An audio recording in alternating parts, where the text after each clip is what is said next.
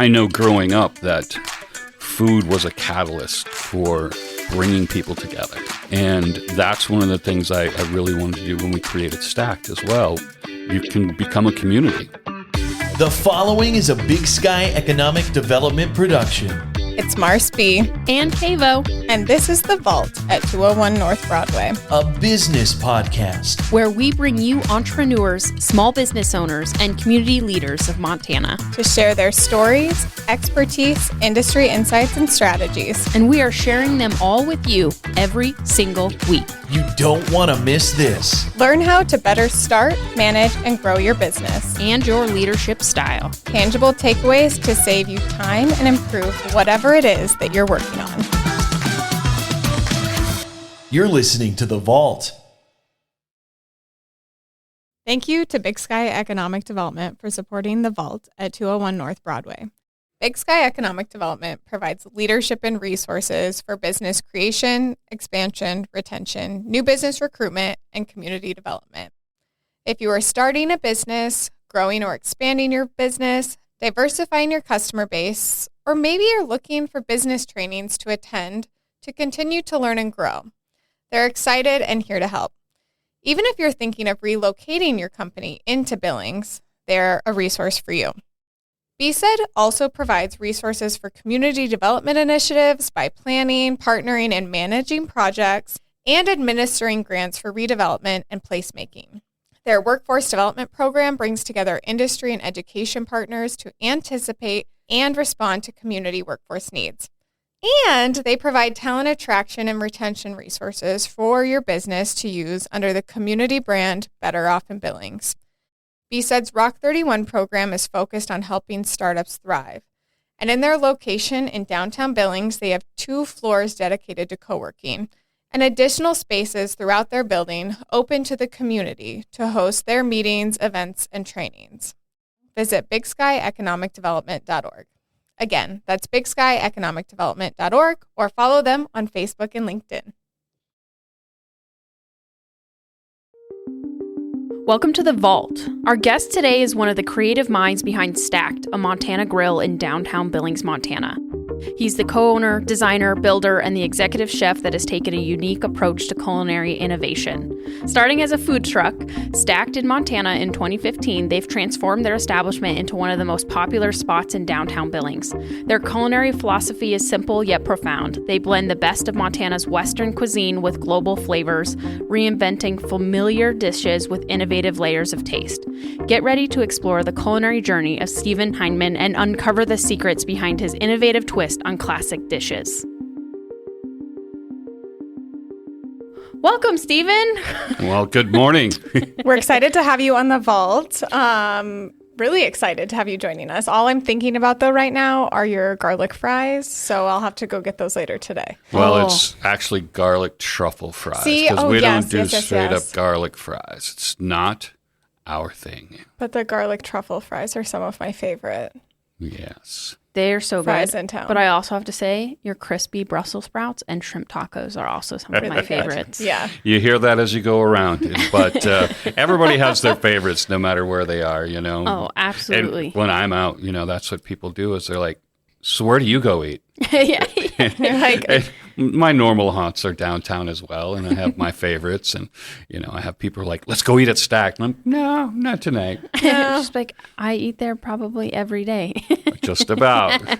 So you're our first restaurant owner chef that we've had on The Vault, which is really exciting to us. And we would really love to just know, did you grow up in Billings? And if you could just start telling us a little bit of where that culinary passion came from. Well, you know, it's been a long journey getting here. I was actually born in Wyoming and raised there for most of my younger life, and we made a trip to move to Fromberg, Montana. Oh, so a small classy. You know, we moved from Casper, Wyoming to Fromberg, Montana, and that was a brand new experience for me to see a graduating class that year of like 8 people. And I was like, wow. And, you know, but it got me out of a box, and I really learned how to like people and grow into finding people of every walk of life to experience it with. And that's when I first experienced Billings. We would drive to Billings and, of course, go shopping and like, wow, I'm going to live in this big city someday. And, and then moved back to Wyoming where I went to college and did all that stuff, and then had a Army career and realized that Billings was not this big city that I thought it was. There are lots and lots of big cities, but one of the jokes on my journey is I grew up, as a poor, we got help, and when I got to Germany, I still thought that government cheese was like a real cheese. Where's the government cheese? And so, but grew up on it. And that's really when the culinary thing started to grow in me was being in Europe. And I just went out and ate and drank and ate and drank and traveled and marvelous. Did all of those things. And my thoughts always went back to, well, how would I get grandma to try this, or my mom or my sister, because this is a little weird. I like it, but I know that they wouldn't. But I want them to experience these flavors. And that's a pretty adventurous palate, going from like government cheese to then being in Germany and going, I'm going to try these things that I might have never even heard of. Or they have funny names and you're like, by the name of it, you're like, I just don't want to try it because of how it sounds. But then you do try it and you're like, oh, this is actually really good. Yeah. And you experience things that you don't like as well. But sometimes those experiences are, in preparation, or maybe it's just a simple spice in that product that you didn't like. But to experience, real bakeries, and I say real bakeries instead of, it's not to bash the industry, but, when I grew up, it was the American Wonder Bread, Yep.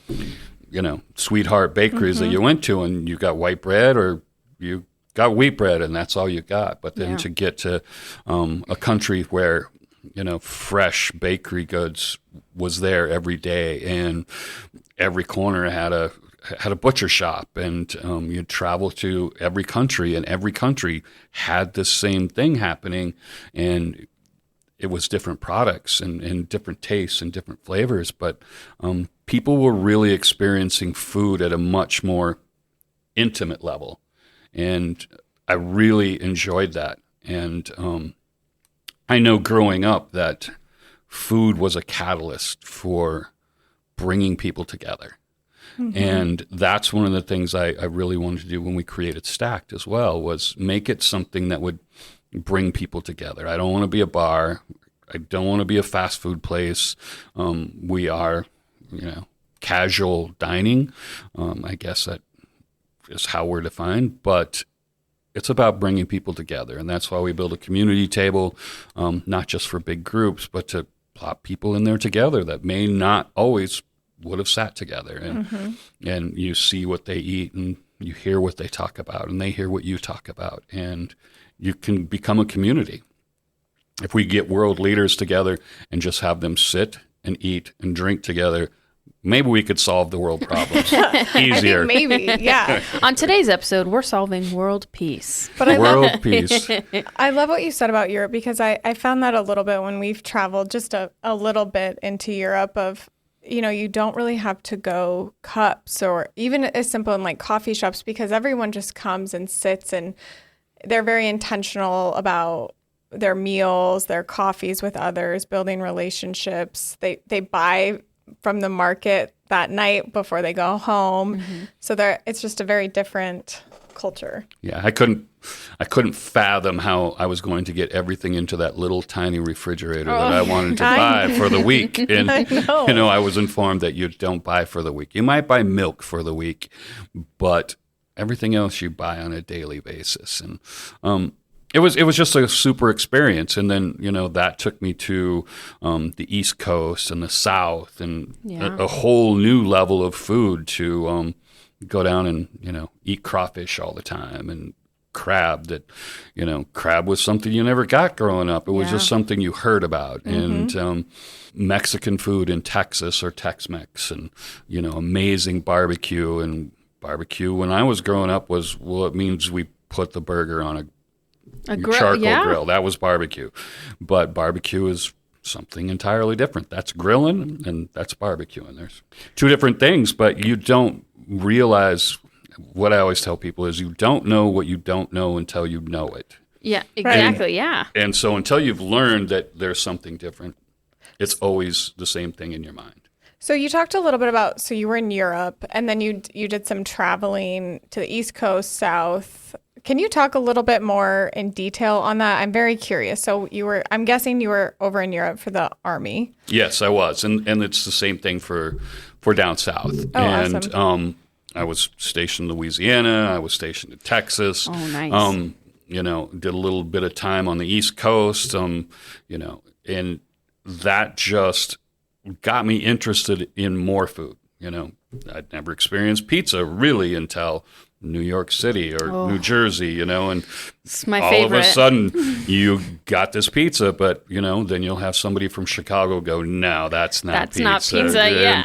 And then you got Cleveland and, whatever else. And it's just so great that there are so many different ways to do things. And I'm like, that's just barbecue. And they're like, no, that's Texas barbecue, or that's St. Louis barbecue, or Carolina barbecue. I'm like, what's the difference? And then you taste the difference. Yeah. And that's the most fun. And the most fun about food is the people who are passionate about it.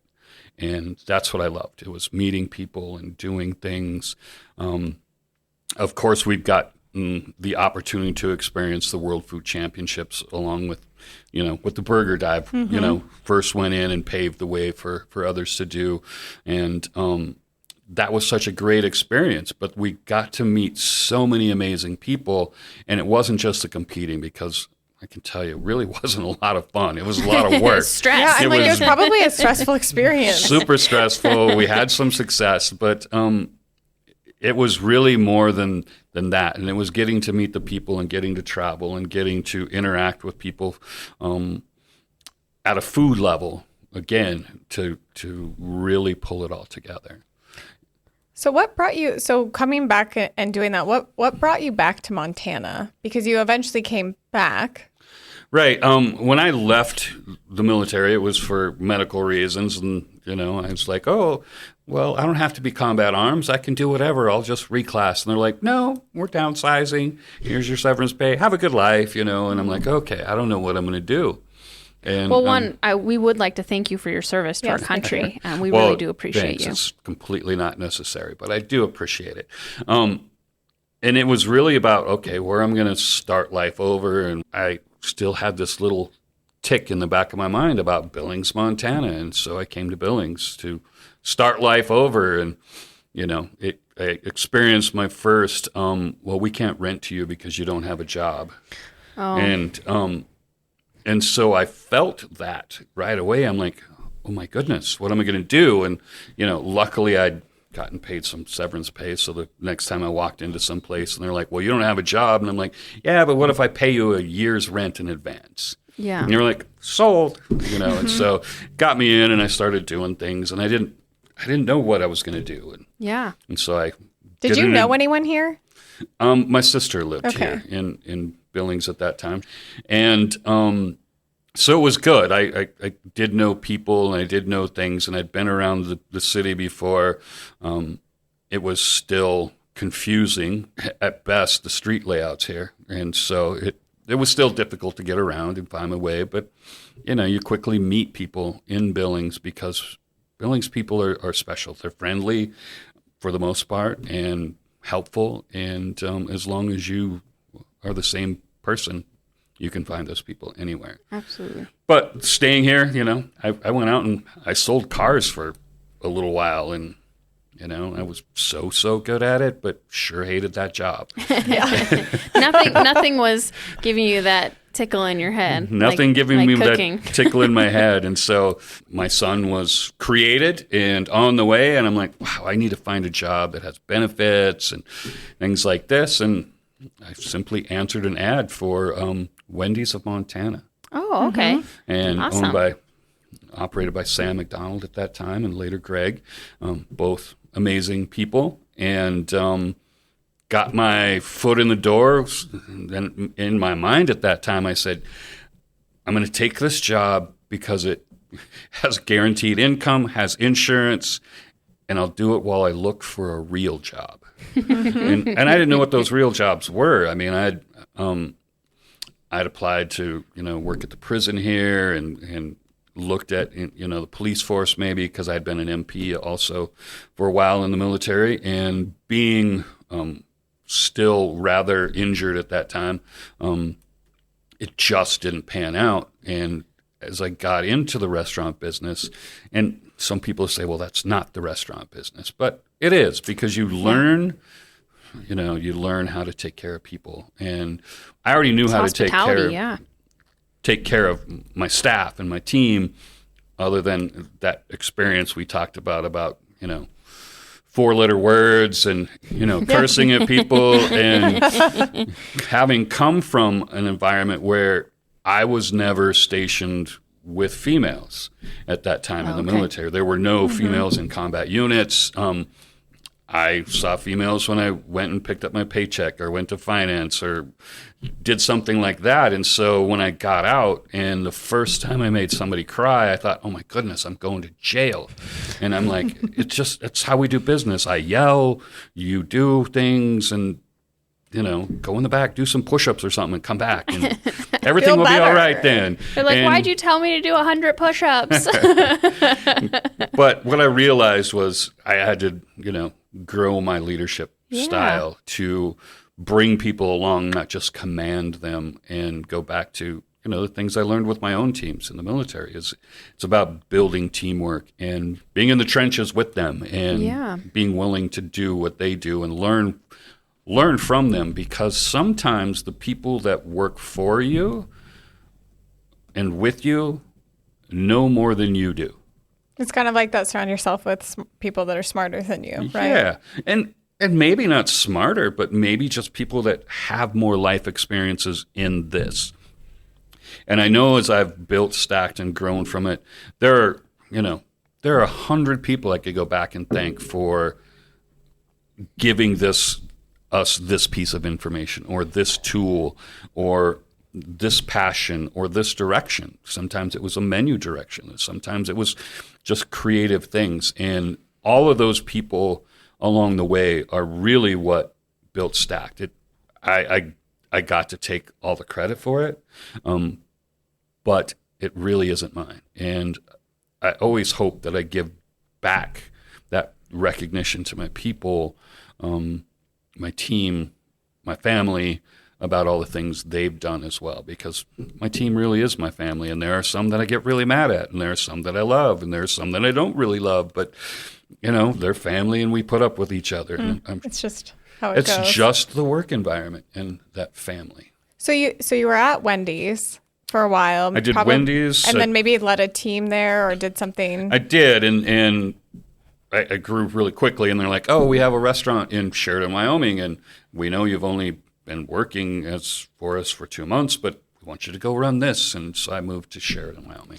Oh, wow. And lived there for a time, and then got recruited away by then Hardee's, which was bought out later by Carl's Jr., but they could offer me more money because they had a breakfast day part, and so you expand that potential for money. And so when you first start in life, you're really money driven, especially when you have family and new child, little and kids, diapers are expensive, and diapers and school clothes. Yeah.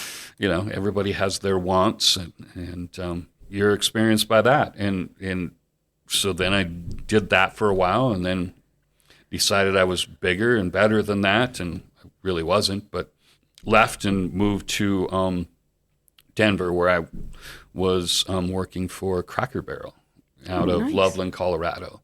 And it was really super fun until like Mother's Day. And it was the most horrible day in the universe. It's just the busiest day of the year for everybody. But, and then that took me to, I didn't enjoy that in particular, the early mornings. because they open early. Yeah, they open at like 6 a.m. and so you're there at Way earlier 3 than that. a.m. if you're the opening manager, and driving back and forth from Denver just as the weather got worse didn't make me very happy, and it was a long drive, and so I took on a restaurant job in Denver, and worked for a company called Zteca, doing Mexican food, and Zteca became Qdoba Oh, wow. Oh, wow. How down cool. the road. And so it was great. It was a great journey. Lots of learning experiences in that. And it was really the eye-opener, along with some Cracker Barrel stuff, of what food things were possible when you have these ingredients. And you've moved your mind out of that, put a burger down, flip it over, put it on a bun. And there's nothing wrong with that. Set recipes, Yeah, those set recipes and those fine-tuned menus. It's important. If it wasn't important, there wouldn't be so many of those restaurants. And so I'll go to one once in a while too. So it's not to diss anybody. But it grew what I was thinking about in food. And it was at that time in Denver, my mind started to spin about, well, what if? Yeah. What if, and it's just the downtime of thinking and going, well, what if I opened a place that was like this and combined this and this? And you just throw those things around in your mind. And, and then my career brought me back to Billings because my family was up here, and I got here and became part of Pizza Hut. And, of course, Pizza Hut decided they needed me to move to Wyoming too. You're like, I just keep getting I can't stay in Billings.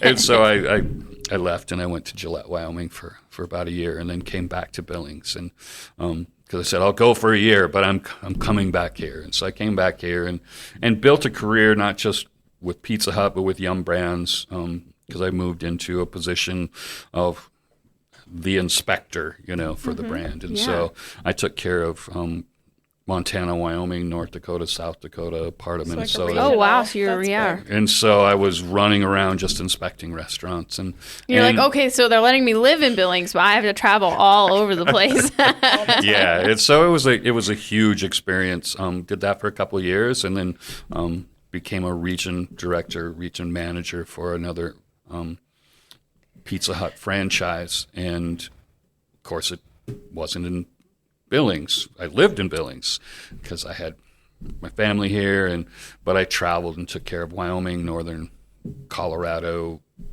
That's a lot of car time Utah, in these states. Windshield time, Yeah, and so it was a lot of windshield time, and windshield time led to more thinking about this restaurant possibility, and the opportunity actually came up during a camping trip. And visiting with some friends, and those friends said, if you ever have a business plan around this, you're always cooking and talking about this restaurant. And I'm like, what makes you think I don't have a business plan? This is my idea. Here we go. And so it kind of went from there. So people talk about dreaming. They talk about it, but they don't actually they're not sitting there writing it down. Right. Nobody just chooses to do a business plan. I think you have to, and it's funny. I just put a quote. We have a chalkboard door in our kitchen dining room at home, and we have a new exchange student staying with us this year after being empty nesters for 8 years. But I put things up there that are either about his culture or food that we want to build. He's from Hungary, but just this week, I put up a little statement I found in a little book my wife gave me, and it talked about being intentional, Find out who you want to be and be intentional about it. And I think that's, even when you dream, you have to dream intentionally. And part of the fun of dreaming is building that plan. How are we going to get from A to B? And, being prepared for opportunity is the most important thing. And maybe your dreams never come true, but you have to be ready when that opportunity comes along. Kind of manifesting it into reality, like thinking about it, manifesting it, and then it comes. That dream is no longer just a dream; it's the reality. Yeah, truly. Well, I love that you were so prepared on a day. So on an everyday basis, I help businesses get started. Very rarely do I have somebody come to me with a business plan. It's typically like, I've got this idea. Right. And then I'm like, okay, let's figure it out. But can you give us some more on that? Because I think that's a detail that you're like, well, I did have it, but you've had these really great experiences. You were getting exposure to some of these larger companies and how they run, how they function, manage inventory, all of those things. Yeah, so many So skills. how did you even know? Because I would think of, I don't even know where to start with a business. I don't do that every day. So can you talk a little bit more on how you had that and give us more detail? I mean, really, you have to look at what your vision is first, and because your vision and your dream is what motivates you, and so you have to put those dreams down first. What do I want to see? What do I want this to be? What is this going to be about? And I don't mean come up with your business statement or your company Mission, motto, mission statement, whatever you want to call it. Don't come up with that. Just say, I want to have the best Mexican restaurant in town that serves this. I want to be known for this, or I want people to come here and feel this. And so those were the things that I really built at first. I built recipes and food because I'd been doing that at home and for family and friends. And, started doing that at home. And then I became intentional about some of those things and said, well, I want to try to do this that I saw done back there. And it sounds crazy, but, when I experienced Europe, there was no internet. And so anything that you had was written down or you found it in cookbooks. And the internet really became this amazing source of inspiration to just look up a recipe and run with it. And you're like, oh, what do you mean I can't get this spice in Billings, Montana? Oh, I can't get that flour in Billings, Montana. Oh, I can't get this meat in Billings, Montana. What do you mean I can't get pancetta in Billings, Montana? Things like that. Yeah.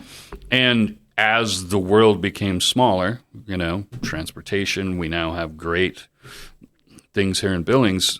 You can now get pancetta. Yeah, you can get now, those great but I know that you quality. couldn't. Yeah. And it's great quality. It's not the same as walking into a butcher and going, here, I need that sliced. But we have great grocery outlets here. Albertsons does a great job, and they carry a lot of fresh products in town and country, and whoever was there before that as well. And so we do have a lot of great things. But the world getting smaller has helped all of us experience a bigger world. Mm-hmm. We experience the bigger world through it becoming smaller. How strange is that, right?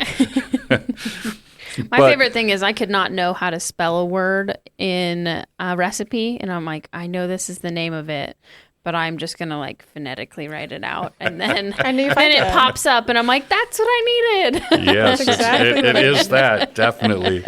So from the camping trip, you have the business plan. What made you go, okay, we can do this? It was really just going out. And we looked at a couple of places, and it didn't work out. My person didn't want to be an investor because they didn't want to get into business together. They wanted to finance the business or help finance the business, and part of it was done through the bank as well. But they were like, we don't know anything about the restaurant business. We don't want to be this. We just want to help you get your dream started, and here's this money. Pay it back, pay us a small interest rate. And so it was a huge opportunity, and can never, ever thank those folks enough for our dream to get off the ground. But it was really just going out and beating the street. And one of the things I realized early on was that food trucks were becoming a thing. And even if they weren't food trucks, I felt like you needed this as a marketing tool, because the restaurants who were really doing things the best were putting food in people's mouths, because it's hard to sell an idea, but it's easy to sell food. Yeah. And if you make good food, People want it. People want it. If you go out, and we did breweries for a long time, and for about a year, and we did some regular food truck stuff, and did some events, and just started putting our food in people's mouths. And it just became this thing that we did. And so after we created the restaurant, we still kept the food truck to do some events and catering and things like that. But that's when we started doing like the Taste of Billings. And you're not making any money, but you are meeting, you are meeting and letting people taste your food, 500, 1,000 people at a time. And that's part of it. And it became a great thing. You love winning awards and, medals and things like that. But it was really more about the marketing and the meeting of people. In fact, I had other participants at these come up and they said, the only reason you win this is because people like you. Your food's not better. And I'm like, well, whatever it takes. Whatever you need to say. But I would say, it seems like from an outsider looking in, you guys were pretty early adopters in Montana of the food truck. And now there's lots in Billings, which is exciting. But you guys seem to be some of the first. And I know, and I love hearing you say, it's a great marketing tool and giving back, but you are very involved in the community. Yeah, you are at those depot events that are new, cutting edge. The community hasn't done them before. And you're the one doing it. Like the cook-off competition that we did was really fun too, that you guys were huge sponsors of. We tried to do the Stampede is what it was. Because we did it and it was fun. And it was great fun and we wanted to keep it going, but it was so hard because we wanted to pull people from the general public. My whole idea is the internet, Facebook is just filled with amazing cooks and amazing barbecue people and all these folks. And I'm like, why don't you and 7 friends get together and build a team? But we were finding that people couldn't get 8 of their friends together all at the same time, the same place, and you would end up with 1 or 2 teams instead of the 6 to 8 that was necessary for the event. And so we just kind of had to step off from that event because if it's not working and bringing money to the depot, and I wasn't making money on it. It was really more of just giving back to the community in that sense. Also, we just had to change it. Yeah, an opportunity to meet new people. Yes. In a fun environment. Yeah, meet new people, find new people, maybe get somebody excited about being in the food industry. Yeah. Because as you talk to every restaurant, every person in the food industry right now, staffing is probably our biggest opportunity. And it's not that there aren't good people out there.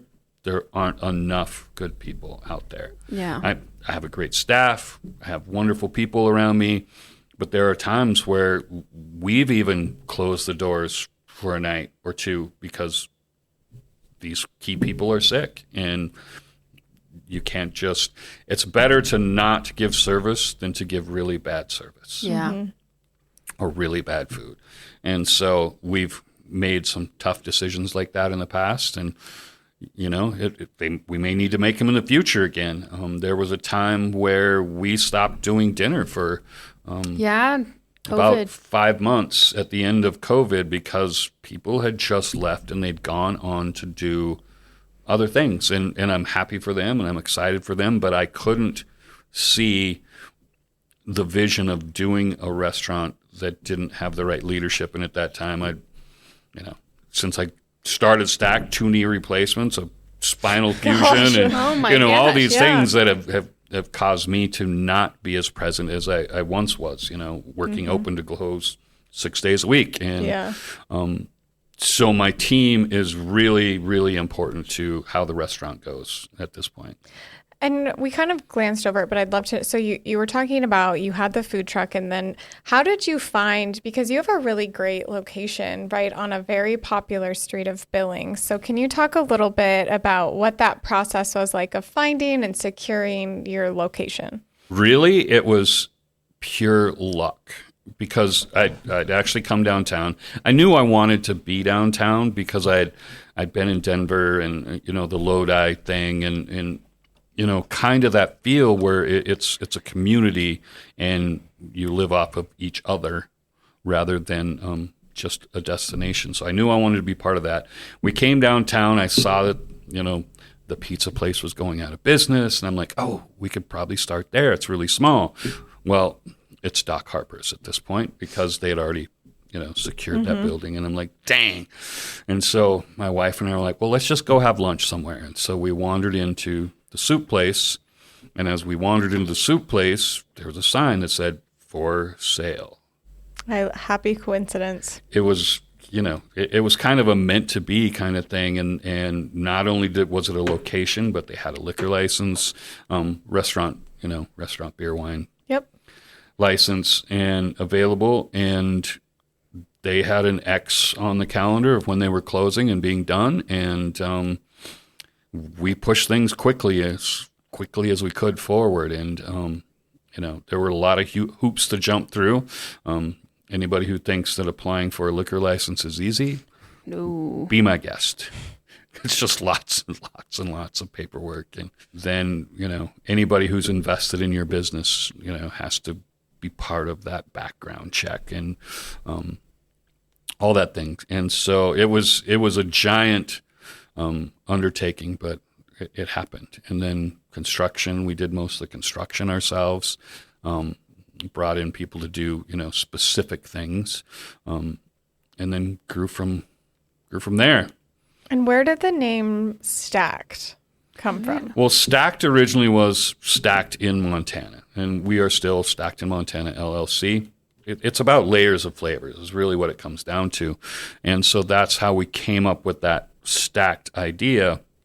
And then as we were looking for the right sign, and we totally redid our logo to do the restaurant. Originally, Stacked was kind of like this flame thing because it was all about grilling and doing those kind of things. But we wanted to refine what we were doing because we knew what we wanted to do. We wanted to do grilling and great burgers, but we also wanted to do great steaks and seafood and salads and all these other things. And so we went and we just started experimenting. And we had a friend that goes, well, why don't you just be Stacked, a Montana grill? And I'm like, well, that's awesome.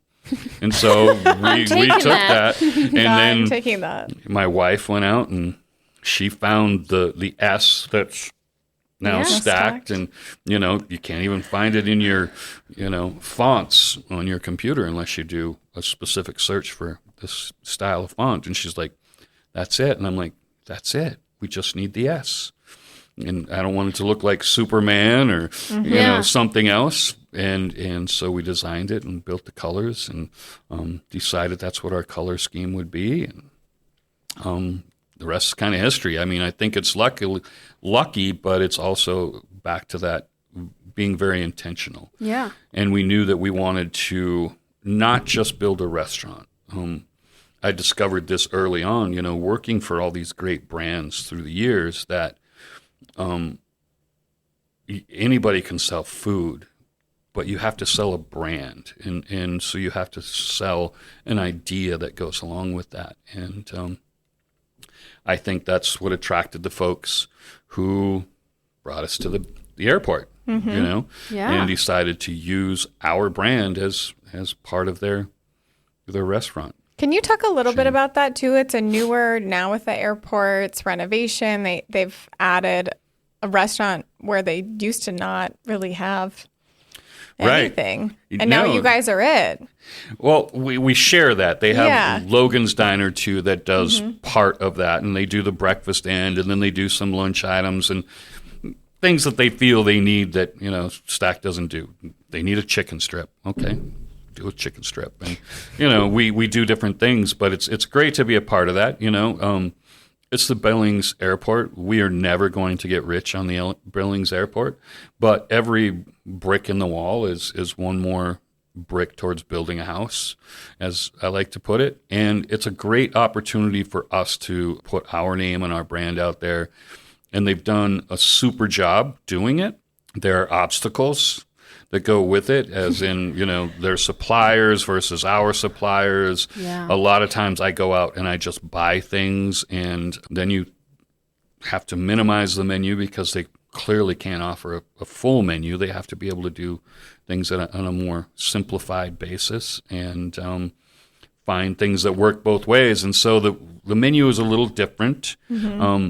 A lot of the core items are the same, but their fry is just a little bit different than our fry downtown, or their taco shell is just a little bit different because their supplier doesn't have the Trevino's local tortillas that we like to use, but they're using the same comparable product and doing a great job of it. And it's just a matter of me making sure that things are going great there, and they do a great job communicating and training and taking feedback and trying to move that forward.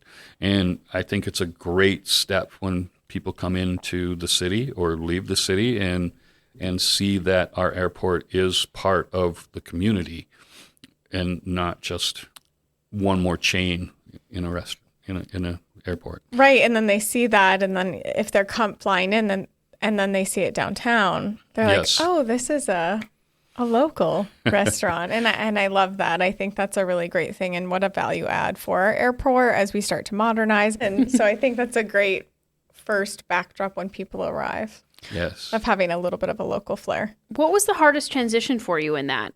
Going from, I guess just wholly food truck to brick and mortar to now having 2 physical locations you manage? Well, I don't manage that one up there. They take care of it. That's the best part of it. But really, it's about staffing and finding the right people and finding the people that you can put your trust in that are in it with the same vision you are. And it doesn't have to be exactly the same. They don't have to be motivated by the same stuff, but they have to have a vision for where they want their career to go or our business to go. And I say our as in it's their business too. The people who work at Stacked are Stacked. It's not just about me, because it goes on and it's still great even when I'm not there. And it's not because of me, it's because of them, and it's because of their passion for vision and pushing things forward. I came in this morning prior to COVID, we used to put flowers on every table and preset the tables. And we kind of got away from doing all that. And I walked in this morning and somebody decided we're putting flowers back on these tables. And I know who it was. It was my front of house manager. And it was a great move. And I was pleasantly surprised. But again, it's their passion for building Stacked and making an environment that welcomes people. I would say so, and I love hearing that because I think as people working in an organization, we're the brand's ambassadors, right? But I think that starts with the leader of the company always, and then it goes to the people. But what are some of those leadership qualities that you have in yourself, or things that you look for in team members as you hire them? Because you don't just hire anyone, right? You want them to feel like they're a great fit for Stacked, and just curious what that is and what that looks like. It's growing and changing. I know that when I started Stacked, I was a much different leader than I am now, because at that time we were new and it was my vision, and there was a lot of my. This is how I want. This is how it's going to be, and now it's something entirely different. I learned a lot through leadership over the years, and like I say, allowing people to be owners. And you always hear it, act like an owner in different organizations, but to really have people step in and do that and act like an owner, and you being accepting of them being an owner is vitally important, because you can't just say it, you have to live it. It can't be all about absolutely what you want. Like I talked about earlier, sometimes those people know more than you know. They experience more. So every time we do a menu revision, we do it as a team. I let them create. I create. Sometimes we take their dishes or my dishes and we tone them down. We take servers and say, hey, what are your experiences? What do you like selling? What are people looking for that we don't have? And so we work as a team to build this vision of the next step of Stacked. And obviously, as an owner, sometimes you have to go, okay, we're not doing that, or we're going to do this, or, you really like this item on the menu, but it's hugely wasteful and is costing us money instead of making money. So we have to get rid of it. Or that really, really bad thing called price increases Yeah. that come from, the wages Supply chain, absolutely wages. changed during COVID. Supply chains, prices go up and they never come back down. No. Some things fluctuate a little bit, beef pricing will fluctuate and things like that. But once your fries cost X, they're always going to cost X. Once you pay this for labor, Yep. you are never going to be able to pay less. And as soon as, this is that same debate that when we talk about minimum wages and stuff like that gets into politics and what drives what. And, we can raise the minimum wage, but then everybody has to raise prices to pay for it. And, and it's not just minimum wage. It was COVID. It was demand in the market for the teams that were necessary to run restaurants when people were opening more restaurants, when there wasn't enough people already. Yeah. And so you just had to pay more, and you had to pay more, and you had to pay more. And that doesn't come from nowhere. And it falls back onto the consumer, sadly. And it's a sticky balancing act to balance between what's profitable and then pricing yourself out of the business. Mm-hmm. So I'm curious with just in restaurants overall, you guys have those because you're serving people at later parts of the day or sometimes early. What are some scheduling things that you guys do with your team, with yourself, so that you don't have to be there 24/7 and then have no time at home with family and friends? Well, I think restaurants do that across the board, and it's just spreading people out so they're staggered in and staggered out. And we have a tendency to schedule people from 8 to 5, or just as an example. But maybe your business isn't from 8 to 5. Maybe your business is from 8:15 until 4:45. And so you can, as soon as you start to make those little tweaks and you're like, well, that was only a half hour, but that's a half hour a day for 300 days a year.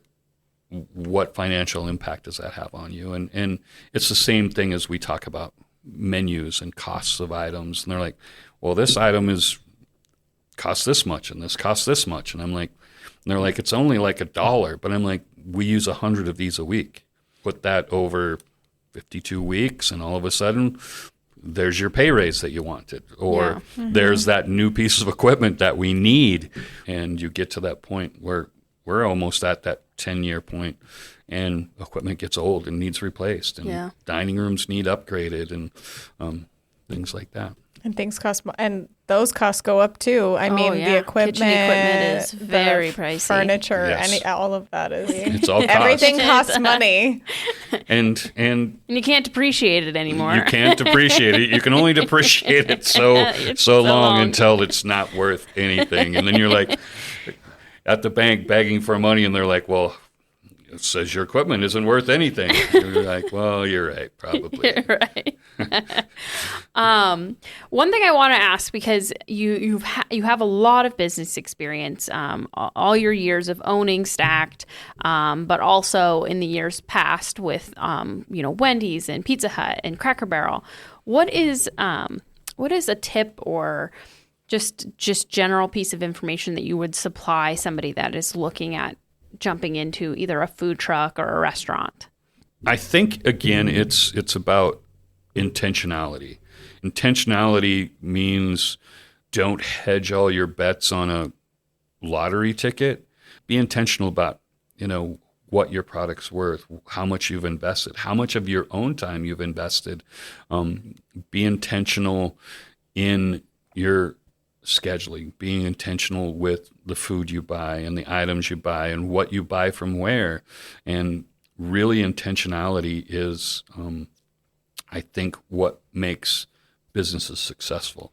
And if you don't have the knowledge, or you're lacking in some way, you have to be intentional about going out and finding that help.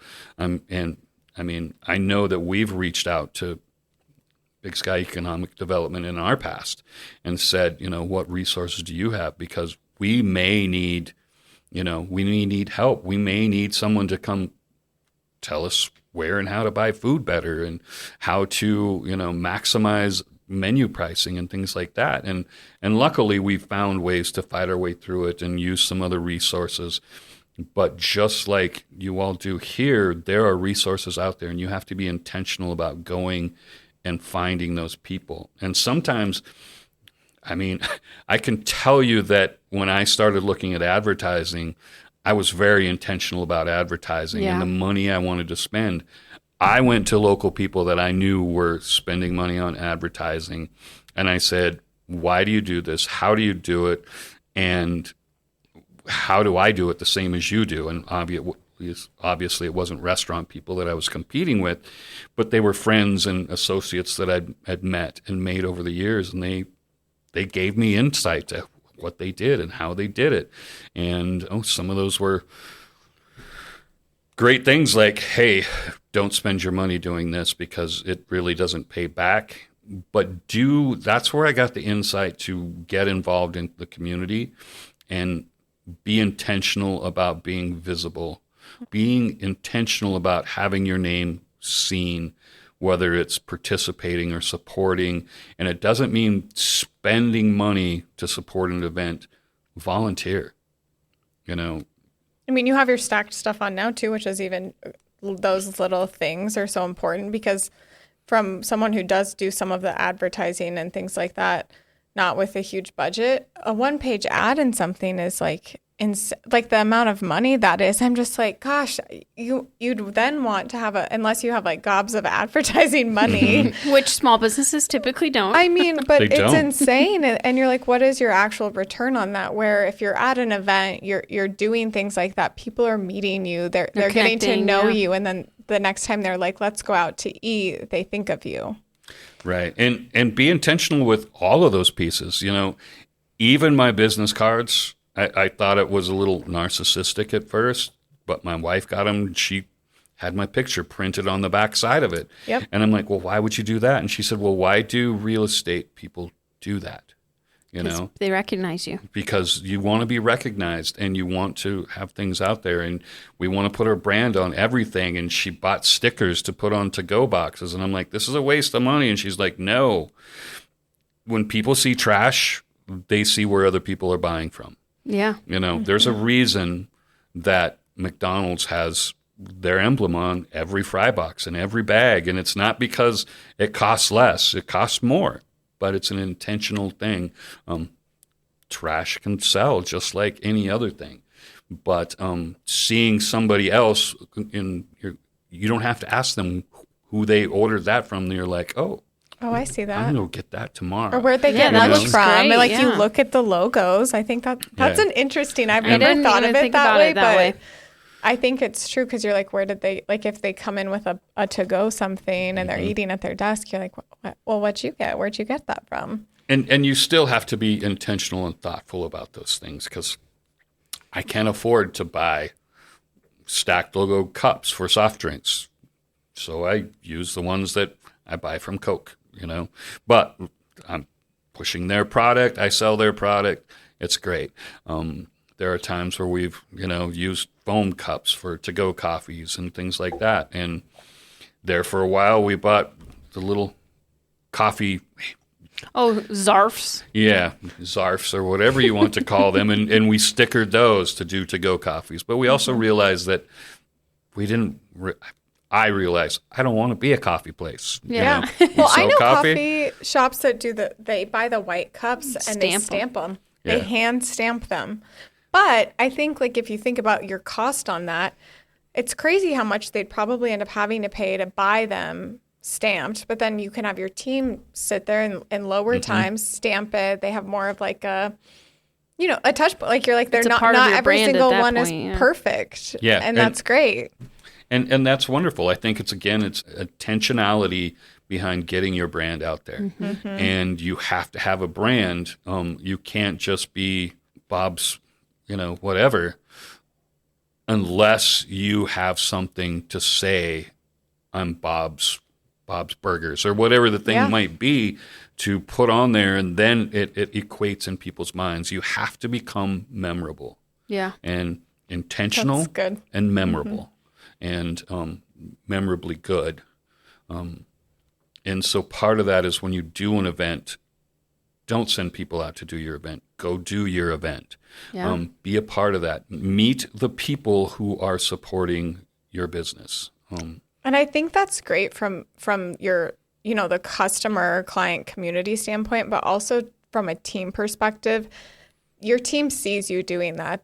They know, like, he's out here working alongside me doing these tasks that aren't always the most fun, but he's there doing it with me. He's not just telling me to do that. And I think that as employees, that goes so much farther than when you have a boss or someone that's like, go do that, but they're never alongside you doing some of those things. Yeah, truly. I mean, when people ask me what I do and they're like, oh, you're the owner. And I'm like, yeah, I'm also the dishwasher and the bathroom cleaner. And you have to do it all. Before I got here this morning, I was fixing equipment because I didn't want to buy a whole new piece of equipment because one little knob broke. And so I'm trying to figure out how to build a knob in my garage at home. But it's going to work. It'll be great. Yes, it will. It's just hard to find metric parts in Billings, Montana. Yes. Well, if you need anything, we probably have some connections we can get you connected with. Well, we want to say thanks for being here today. And we like to end each episode with some rapid fire questions. But before we get into that, we're going to go ahead and hear a word from our sponsor. Thank you to the Small Business Development Center for sponsoring The Vault at 201 North Broadway. The Small Business Development Center offers free personalized support from business plans to financial projections and beyond, empowering small businesses to thrive. Reach out to us at bigsky.economicdevelopment.org. So rapid fire questions, huh? Okay, Yeah. so we're going to jump in. I'm going to go first. Go for it. What's your favorite item on your menu? Beyond steak, because steak is my favorite everything, I like our burger, and it's the Rancher burger, and it's really exciting because it wasn't one that I created. It was one that my son created, and it was one that, graced the magazine covers around town and things like that, and so super good, my favorite. Okay, we'll be going to try that. I know. I'm like, oh, maybe I should ditch my lunch that I got today. Yeah, Rancher burger, it's got breaded mozzarella on it, Oh, and okay. Oh, yeah. pepper jack, and Love it. Mm. ranch aioli and roasted red peppers and onion Stop, rings. okay, now and, I'm starving. It's crazy, but it's My so stomach's good. growling. Yeah. It's great. My question for you is, what is your most favorite place you've ever traveled? Germany was probably my favorite place I've ever traveled, but it's so hard because I just spent so much time there. I love Mexico. I just love Mexico. And I love Mexican food and the flavors. And I also realized that Mexico doesn't cook the way I want them to. And so... So you do it yourself? I do it myself. They do make great margaritas, I must say. Yeah. So margaritas are different don't- in Mexico. Yeah, and they don't make them as well either, because I make great margaritas. But Well, we got to come. that's inside information. We can get the kind of tequila that you recommend. Our goal, or my goal now, and my wife hates me for it, is I want to open an upscale Mexican restaurant in Billings, Montana. Oh, I love where it. we have amazing steaks and amazing seafood, and it's done a lot in a Baja style instead of just a Mexican style. And so we take things and do them that way. But I look forward to that. we'll see. I think we could use it. Let me know. It needs an investor and lots of employees and a location, and it needs a full liquor license and all that stuff. I Oh, mean- God. I don't even know if there's any liquor license available here There in is Billings not. right now. There is not. Which is hard. But we'll put that out there for all of our vault listeners. If you want to invest in Steven's Baja Mexican joint, you just reach out. Okay. Yeah, that would be great. But it's a bigger vision than that, because we just need something different than steak and potatoes. Great places to eat out at. It's a dream. It's starting in the dream phase. Yeah, we'll it's a dream manifest phase. it into reality. Yeah. Yes. What is one thing you do to maintain a work-life balance? Well, work-life balance now is created by the fact that I can't work as hard and as long as I used to. But it was always, as I started to step back, it was simply making sure I had the right people driving the wagon forward. And again, it's that same vision. And I think balance is hugely important. Family is so important. And that's one of the reasons. I'll lay it right out for you. When I started Stacked, I worked harder than I ever worked in my life, probably including my military career. Which is saying something. Yeah, but maybe not. Running Stacked and owning Stacked, I probably make less money than I ever made, including the military. But I'm happier than I've ever been because of the people that I work with and the people I get to serve. And being a part of Billings, there still isn't a time that I don't drive across the rims, on Airport Road as I head home and look downtown Billings and go, wow, I can't believe that I'm a part of this. And, this isn't a giant city. It's a really great big town with some really wonderful people. But I still can't believe, even 10 years into this thing, that I was lucky enough to be a part of this. And where Stack goes in the future, I don't know. But it's exciting to be part of this. It is That's exciting. Awesome. That was an even better answer than I could have ever imagined. And we have a couple last things. So where can people find you? Website, social media? How do they get in touch? Easily.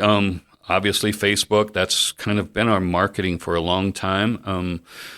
We still do most of our marketing through Facebook or a little bit of Instagram.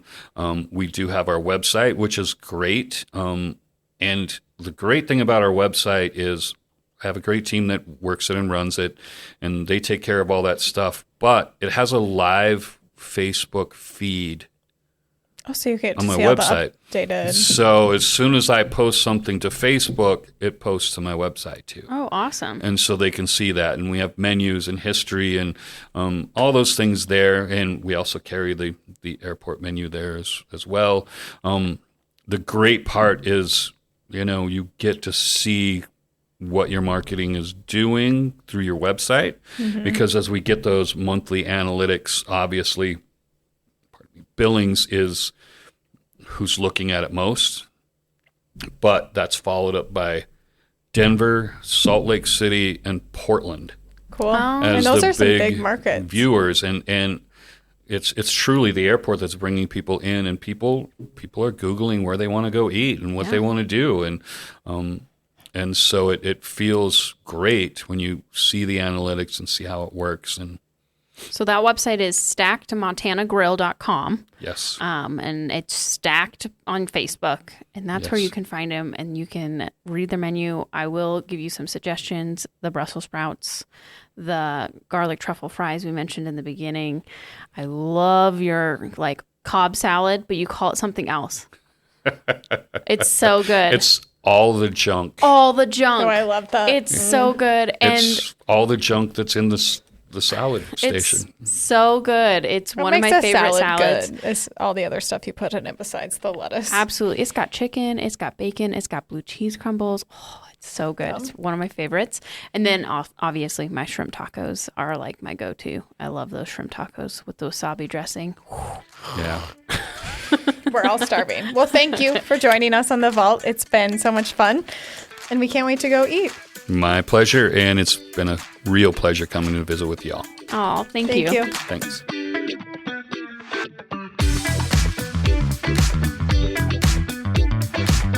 We hope you enjoyed this episode.